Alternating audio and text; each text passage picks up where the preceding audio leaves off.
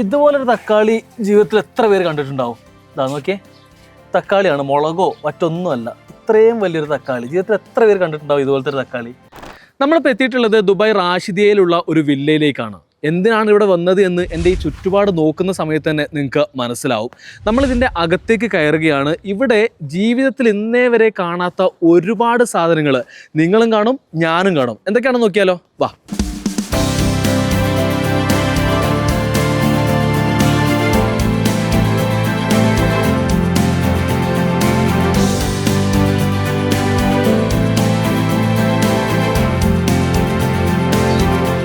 ഒരു തക്കാളി ഞാൻ പറിച്ചിട്ടുണ്ട്, അടിപൊളി ടേസ്റ്റ് കേട്ടോ. ഇതാണ്ടത് ഈ വീട്ടുകാർ. പേരെങ്ങനെ? ഹസൈനാർ. ഓക്കെ, തട പേര്? സനീറ. നഹല. മൂത്ത മോളാണ് അല്ലേ? ഓക്കെ. ഹസ്ന. എന്താ പേര്? മുഹമ്മദ്. ഇക്ക, ഇതെന്താണ് സംഭവം ഇവിടെ? മൊത്തത്തിൽ ഇങ്ങനെ കൃഷിയും കാര്യങ്ങളൊക്കെ ആയിട്ട് ഇങ്ങനെ പോണു. ആരാണ് ശരിക്കും ഇതിന്റെ പിന്നിൽ വർക്ക് ചെയ്തത്? കൃഷി എന്ന് പറഞ്ഞത് എനിക്ക് ഇഷ്ടല്ല. എന്താ പറയാ, നമുക്ക് താമസിക്കുന്നതിനോട് എങ്ങനെ നമുക്ക് കണ്ണിനൊരു സന്തോഷം തോന്നണേ, കുളിർമ തോന്നണേ, ആ ഒരു ഇടാക്കി മാറ്റാന്നുള്ള ഒരു ഫീലാണ് ഇങ്ങനെ ആക്കിയെടുത്തത്. ഇവിടെ നമുക്ക് ഒരുപാട് കാര്യങ്ങൾ കാണാണ്ട്. അത് എന്തൊക്കെയാണെന്ന് കണ്ടാലോ?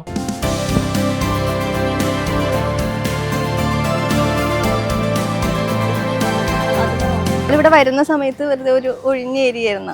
പിന്നെ വേസ്റ്റ് ഒക്കെ ഇട്ടിട്ട്, അപ്പോൾ നമ്മുടെ മുൻവശവും ഗേറ്റൊക്കെ ആയതുകൊണ്ട് പിന്നെ ഞങ്ങൾ പതിയെ ഇവിടെ ഈ മണ്ണ് മാത്രമുള്ള ഒരു ഏരിയ ആണ് കേട്ടോ അത്. അപ്പോൾ കുറച്ച് ചാണകമൊക്കെ ഇട്ട് പിന്നെ ഇവിടെ സെറ്റാക്കി.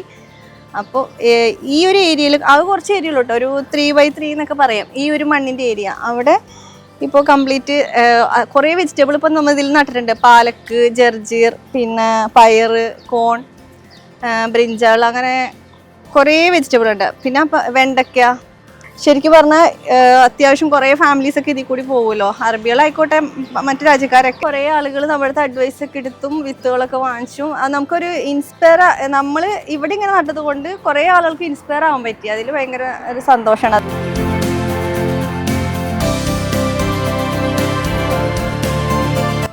നല്ല സാധാ ചേമ്പുണ്ടേ, ചരങ്ങ, തക്കാളികള്, പിന്നെ മത്തന്, പിന്നെ ഫ്ലവേഴ്സ്, എന്തൊക്കെയാണ് ഇവിടെ ഉള്ളത് എല്ലാം ഉണ്ട്. കടുക് വരെ നമുക്ക് ഇവിടെ നോക്കിയാൽ കാണാൻ കഴിയും.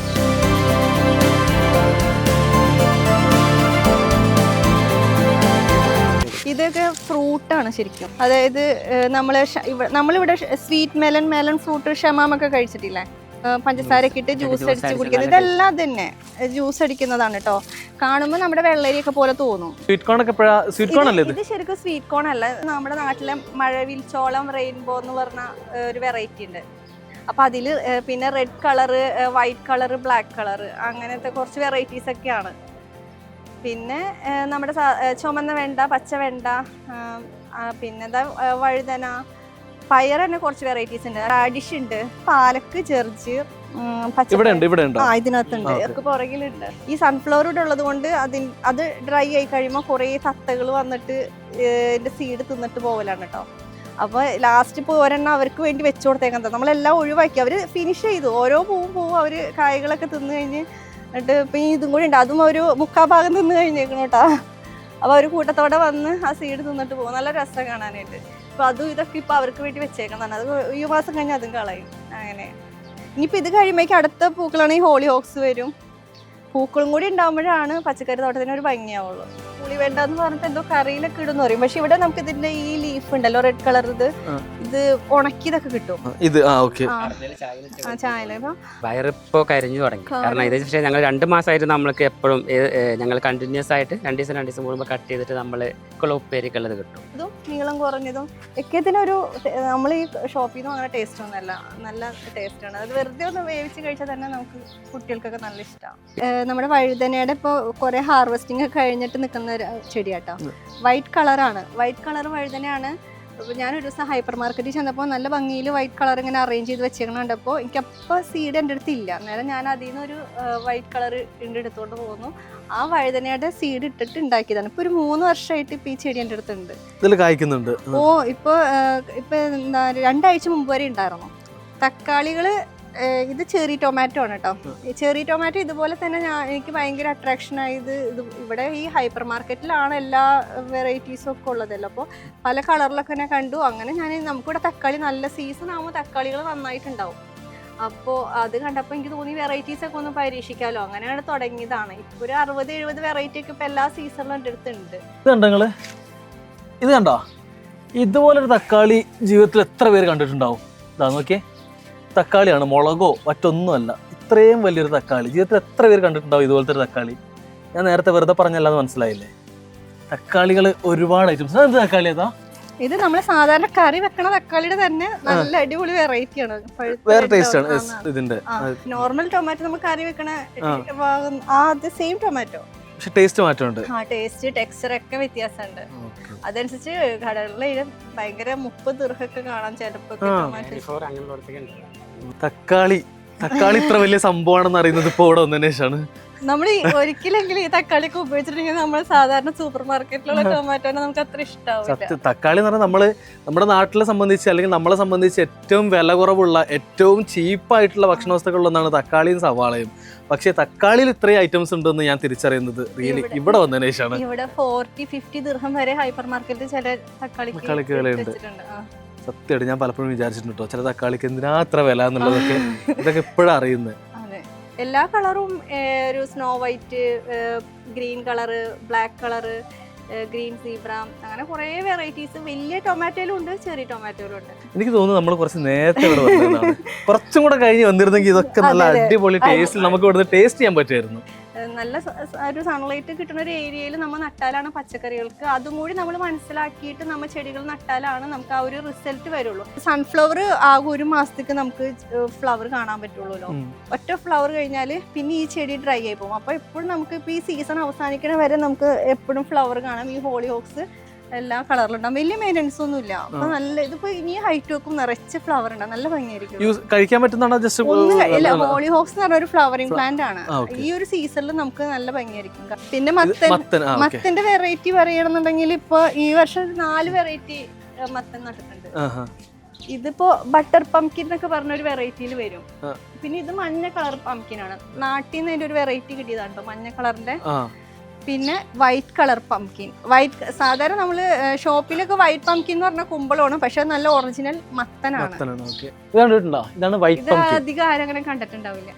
ഇപ്പൊ ഹെർബൽ പ്ലാന്റ്സ് പറഞ്ഞാൽ നമ്മൾ ഏറ്റവും കൂടുതൽ വീട്ടിലേക്ക് കയറി ഇറങ്ങിയൊക്കെ ചെയ്യുന്ന ഒരു സൈഡ് ഇതാണ്. അപ്പൊ ഞാൻ ഇവിടെ കൂടുതലായിട്ട് നട്ടുവെക്കുന്നത് ഹെർബൽ പ്ലാന്റ്സ് ആണ്. നമുക്ക് എപ്പോഴും യൂസ് ചെയ്യാവുന്ന പ്ലാന്റ്സ് ആണ് കൂടുതലും. മിന്റിൽ തന്നെ കുറേ വെറൈറ്റീസ് ഉണ്ട്. വിക്സ് മിന്റ്, ഹബക് മിന്റ്, പിന്നെ നമ്മുടെ നോർമൽ മിന്റ്. അപ്പോൾ നമ്മൾ സാധാരണ ഒരു കട്ടൻ ചായ എന്താ പറയുക, സുലൈമാനി ഉണ്ടാക്കുമ്പോൾ ഒക്കെ ഞാൻ അതിലേക്ക് ഇടും. പിന്നെ റോസ്മേരി, അതിനൊക്കെ കുറേ ഗുണങ്ങളുണ്ട്. പല ആവശ്യങ്ങൾക്ക് റോസ്മേരിയൊക്കെ ഉപയോഗിക്കും. അപ്പോൾ ഇതൊക്കെ നമ്മുടെ ഇത് പകൽ സമയങ്ങളിൽ നമുക്ക് ഇതിൽ നിന്ന് ഓക്സിജൻ കിട്ടും എന്നാണല്ലോ പറയുക. പച്ച ഇലകളൊക്കെ നല്ലതാണല്ലോ. പക്ഷെ നമ്മുടെ മുമ്പിൽ ഇങ്ങനത്തെ ഒരു മെഡിസിനൽ പ്ലാന്റ് ഉണ്ടാകുമ്പോൾ അതിൽ നിന്നുണ്ടാവുന്ന ഒരു ഓക്സിജൻ എന്ന് പറഞ്ഞാൽ അത്രയും നല്ല ഇതായിരിക്കും. ഈ ഹബക് മിന്റ് ഇതുപോലെ ഞങ്ങൾ ഒരിക്കൽ ഒരു റെസ്റ്റോറൻറ്റിൽ പോയപ്പോൾ ആണ് ആദ്യമായിട്ട് നമുക്ക് അവർ ഒരു 5 സ്റ്റാർ ഇതായിരുന്നു. അപ്പോൾ അവർ നമുക്ക് തന്ന സുലൈമാനിയിലാണ് ഞാനത് ആദ്യമായിട്ട് ആ ഫ്ലേവർ അറിയുന്നത്. അതിന് ശേഷം പിന്നെ ഞാൻ അന്വേഷിച്ച് കണ്ടെത്തി നട്ടതാണ്. സത്യം, എത്ര പേർക്ക് ഇതിന്റെ ഒരു സ്മെല്ല് കിട്ടുമെന്നറിയില്ല, അറിയുമെന്നറിയില്ല. നല്ല അടിപൊളിയായിട്ടുള്ളൊരു സംഭവമാണിത്. ഒരു 5 സ്റ്റാർ ഡിഷാണ് വീട്ടിന് മുമ്പ് കിടക്കുന്നത്. ഇത് പീച്ചങ്ങ. ഞങ്ങൾ കൃഷിനെ പറ്റി വല്ലാതെ അറിയാത്ത സമയത്തേ ഒരെണ്ണം ഇവിടെ 1-2 നട്ടിട്ട് ദിവസവും കട്ട് ചെയ്തുകൊണ്ടിരിക്കുകയായിരുന്നു. അങ്ങനെ ആയിട്ട് ഇതിങ്ങനെ, പക്ഷെ നല്ല ടേസ്റ്റാണ് കറി വെച്ചാൽ. നമ്മളെ നാട്ടിൽ വേറെ ടൈപ്പാണ് പീച്ചങ്ങ, പക്ഷെ ഇത് സെയിം നമ്മളെ നാട്ടിൽ കുളിക്കാൻ ചകിരിക്കൊക്കെ ഉപയോഗിക്കണം, അതിന്റെ സെയിം ആണ് ഇത്. അത് നമുക്ക് ഉണങ്ങിയാൽ പാരിജാതം കേട്ടിട്ടുണ്ടോ? നൊസ്റ്റാൾജിയാണിത്. ഇവിടെ നല്ല ഉണ്ടാവും കേട്ടോ. ഇപ്പൊ ഫ്ലവറിങ് ഒക്കെ കഴിഞ്ഞ് നിൽക്കുകയാണ്. നല്ല സ്മെല്ലാണ് ഇതിന്.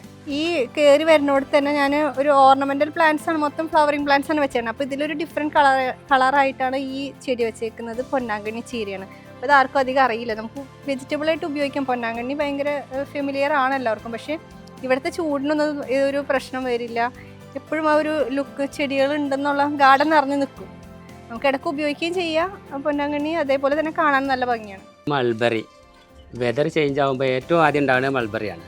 ഒരു സീസൺ ഇപ്പോൾ കഴിഞ്ഞു, രണ്ടാമത്തെ സീസണിൽ ഇപ്പോൾ കണ്ടോ, ഇത് കണ്ടോ നിറച്ച് കൊലയായിട്ട് വരുന്നു, നന്നായിട്ടുണ്ടാവും. കണ്ടോ, കാരണം ഇത് ഒരു കൊലയിൽ തന്നെ ഇഷ്ടംപോലെ ഉണ്ടാവും. അപ്പോൾ ഇത് തുടക്കമാണ്. ഈ കറിവേപ്പിന് എത്ര വർഷത്തെ ചരിത്രമുണ്ട്? ഈ വർഷം ഇത് ഇപ്പൊ ഒരു 14-15 വർഷത്തേക്ക് പഴക്കമുണ്ട്. ഭയങ്കര ഹിസ്റ്ററി എന്ന് വെച്ചിട്ടുണ്ടെങ്കിൽ കറിവേപ്പ് സ്വന്തമായിട്ട് ഉണ്ടാക്കണം എന്നൊരു ഭയങ്കര ആഗ്രഹമായിട്ട് ചെറിയ തൈ നാട്ടിൽ നിന്നാണ് ആദ്യമായിട്ട് കൊണ്ടുവന്നത്. അന്ന് നമുക്കിവിടെ അപ്പം എൻ്റെ അടുത്തുള്ള അയൽവക്കക്കാരൊക്കെ പറയും കറിവേപ്പൊക്കെ നാട്ടിൽ തന്നെ ആളുകൾക്ക് പിടിച്ചു കിട്ടുന്നില്ല, അത് ഇവിടെയൊക്കെ കൊണ്ടുവന്നിട്ട് അത് നട്ട് വളർത്തിയിട്ട് പിന്നെ എന്ന് അതിമേന്ന് ഉപയോഗിക്കാം അങ്ങനെയൊക്കെ. എന്നാലും മനസ്സിലുണ്ടാവൂലേ നമുക്ക് ഉപയോഗിക്കാനല്ല, സ്വന്തമായിട്ടൊരു കറിവേപ്പ് വളർത്തണം എന്നൊരു അങ്ങനെ ആഗ്രഹം കൊണ്ട് നാട്ടിൽ നിന്നൊരു തൈ കൊണ്ടുവന്നത്. നമുക്കത് ഉപയോഗിക്കണം എന്നൊന്നും അങ്ങനെ അല്ല അതിൽ നിന്ന് തന്നെ ഉപയോഗിക്കുന്ന വെച്ചിട്ടല്ല, വളർത്തണം എന്നുള്ളൊരാഗ്രഹം. ഒരു തുടക്കം ഇവിടെയാണ്, ഈ കറിവേപ്പിലാണ് ഇവരുടെ ഈ ഒരു തോട്ടത്തിന്റെ തുടക്കം. അങ്ങനെ കൊണ്ടുവന്ന് അതിനെ പിന്നെ ഇവിടെ കൊണ്ട് നട്ടു. പിന്നെ അതിൽ നിന്ന് കുറെ കുട്ടികളൊക്കെ ഉണ്ടായിക്കണം. ഇപ്പൊ ഇതിന്ന് ഇപ്പൊ കറിവേപ്പ് ഒരുപാട് ആളുകൾ നമ്മുടെ ഉപയോഗിച്ചിട്ടുണ്ട്. എനിക്ക് തോന്നുന്നു ദുബായിലെ മലയാളികളുടെ ഒരു വലിയ പങ്ക് കറിവേപ്പില ഇവിടെ നിന്നായിരിക്കും പോകുന്നത്. ഒരുപാട് മലയാളികളുടെ വീടുകളിലേക്ക് ഒരുപാട് തൈകൾ ഇതിൽ ഉണ്ടാക്കിയിട്ടുണ്ട്. കുറെ ചോദിച്ചവർക്ക് തൈകൾ കൊടുത്തിട്ടുണ്ട്. കൃഷി തുടങ്ങാൻ ആദ്യം എനിക്ക് ഞാൻ നാട്ടിലെൻ്റെ ഫാദറും ഒക്കെ കൃഷിയൊക്കെ ഉണ്ട്, പക്ഷേ എനിക്ക് താല്പര്യമൊന്നും ഉണ്ടായിരുന്നില്ല. പക്ഷേ ഞാൻ ഇവിടെ വന്ന് നോക്കുമ്പോൾ ഇവൾക്ക് സെലീനക്ക് ഭയങ്കര താല്പര്യം. അപ്പോൾ ആദ്യമായിട്ട് ഇവരെന്നെ ഇൻട്രസ്റ്റ് എടുത്തിട്ട് ഒരു നാട്ടിൽ നിന്നൊരു തൈ കൊടുന്ന്, ഒരു കറിവേപ്പിൻ തൈ കൊടുന്ന്. പിന്നെ അപ്പോൾ മണ്ണ് വേണമെന്നല്ല, അപ്പോൾ മണ്ണ് എവിടെ കിട്ടാമെന്നൊന്നും നമുക്ക് ഒന്നും അറിയില്ല. അപ്പോൾ ഞാനും ഇവളെ ഫാദറും കൂടി ഇങ്ങനെ പോയിട്ട് അവിടെ ഈ ദുബായ് അല്ലയും റോട്ടിൽ കാണാൻ ചുവന്ന ഇതുണ്ടല്ലോ, അത് ചാക്കിൽ നിറച്ചിട്ട് കൊടുന്നിട്ട് അത് കൊടുന്ന് കുറച്ച് ചാണകം അവിടെ കിസിസിൽ പോയിട്ട് ഒരു ഇതിൽ പോയിട്ട് അവിടെ ചോദിച്ചിട്ട് അത് വാങ്ങിക്കൊടുന്ന് അത് ഈ കറിവേപ്പ് അതിൽ വെച്ച് ചാക്കിൽ വെച്ച് അങ്ങനെ കുറച്ച് ചെറുതായിട്ട് തുടങ്ങി. പിന്നെ ഇതിങ്ങനെ ഇവിടെ ഇങ്ങനെ ഉണ്ടായി കണ്ടപ്പോൾ പിന്നെ എനിക്ക് താല്പര്യം വന്ന് ഞങ്ങൾ രണ്ടാളും കൂടി പിന്നെ അങ്ങനെ അങ്ങോട്ട് ഇതായി. അത് ആദ്യമൊക്കെ എന്നെ കളിയാക്കിയിട്ടുണ്ട് കേട്ടോ. ചിലതൊക്കെ കാണുമ്പോൾ ഇവിടെ പച്ചക്കറികൾ നടത്തുന്നത് ജൂലൈ ഓഗസ്റ്റിലാണ് ഇവിടെ ഏറ്റവും കൂടുതൽ ചൂട് പറയാ, സമ്മർ സീസൺ എന്ന് പറയുന്നത്. ഓഗസ്റ്റ് കഴിഞ്ഞ് സെപ്റ്റംബറിൽ പറഞ്ഞാൽ ഭയങ്കര ഹ്യൂമിഡിറ്റി ആയിരിക്കും. ഈ ഒരു സമയത്ത് നമുക്ക് കൃഷിക്ക് വേണ്ടിയിട്ടുള്ള എല്ലാ ഒരുക്കങ്ങളും തുടങ്ങാവുന്ന ഒരു സമയമാണ്. ആ സമയത്ത് നമുക്ക് പുറത്തിറങ്ങുന്നതൊക്കെ ഭയങ്കര ബുദ്ധിമുട്ടാണ്. കുറച്ച് നേരം നിൽക്കുമ്പോഴേക്കും നമ്മൾ ആകെ വേർത്തൊഴുകും. പക്ഷെ ആ സമയം മുതൽ നമ്മൾ മണ്ണൊരുക്കി തുടങ്ങണം. അതിന് സെപ്റ്റംബർ അവസാനമൊക്കെ ആകുമ്പോൾ നമ്മൾ വിത്തിടാനുള്ളൊരു ഇതൊക്കെ തുടങ്ങി സെപ്റ്റംബറിൽ തൈകളൊക്കെ മുളച്ചൊക്കെ തുടങ്ങിയിട്ടുണ്ടെങ്കിൽ നമുക്ക് ഒരു ഒക്ടോബർ നവംബറൊക്കെ ആകുമ്പോഴേക്കും നമുക്ക് ആവശ്യമുള്ള തൈകളൊക്കെ അത്യാവശ്യം വളർന്നു കിട്ടും. എന്താണ് നിങ്ങൾ എന്തെങ്കിലും പിന്തുണ അമ്മാക്കോ ഉപ്പാക്കോ കൊടുക്കാറുണ്ടോ? നമ്മള് ഹെൽപ്പ് ചെയ്യാറൊക്കെ ഉണ്ട്. കഴിച്ചിട്ടാണോ?